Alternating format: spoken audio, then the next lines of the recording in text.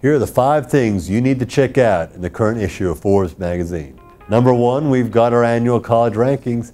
What we do here at Forbes is something different.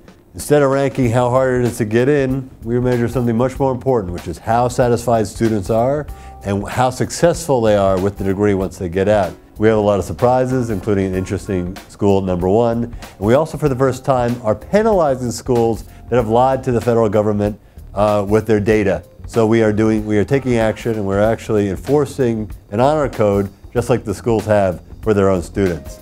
Number 2, also related to colleges, for the first time we rate the fiscal integrity of every major college and university. This is something that people don't look at. People are looking at admittance rates, they're looking at average salary after graduation, but how safe is your alma mater? There are a lot of financial basket cases out there. We take every single school, look at the underlying financials, and try to find out just how fiscally responsible and how secure every college really is. We got an A to D letter grade, something that I'm sure the colleges can relate to.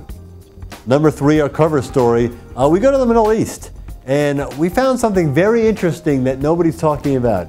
Peace talks are restarting for the first time in 3 years, but something quiet and secret has been happening over the last few years and months, which is our Israelis and Palestinians and Israeli Arabs are getting together, they're talking, they're collaborating, they're investing, and they're setting up partnerships.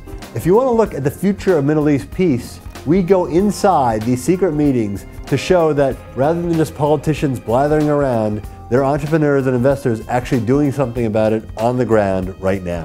Number 4, we have something interesting and very scary. Andy Greenberg, for the first time, has tagged along with 2 hackers who say and showed Andy that they can hack a car.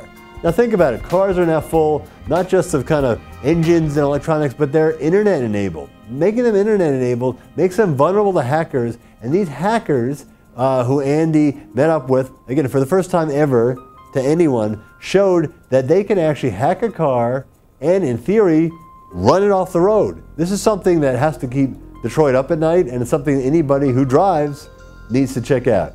And number 5, we've got a very interesting story about a company that very few people know about. It's a company called Publix. If you live in Florida, you know it as your supermarket, most likely.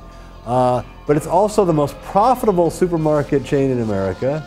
It's the 7th largest private company in America, and it's the largest employee-owned company in America. All these things conspire to make it the one company that has a chance against Walmart. They have a formula. Walmart's coming to Florida. They've surrounded the rest of the South. But Publix has a winning formula, which is higher prices, better service, better experience that they have shown has resilience against the Arkansas Giants. So that's something anybody who loves Walmart, hates Walmart, this is the company who's figured something out, and it's a remarkable American success story. And that's what you're going to find in the current issue of Forbes magazine, available newsstands, subscriptions, and on your iPad.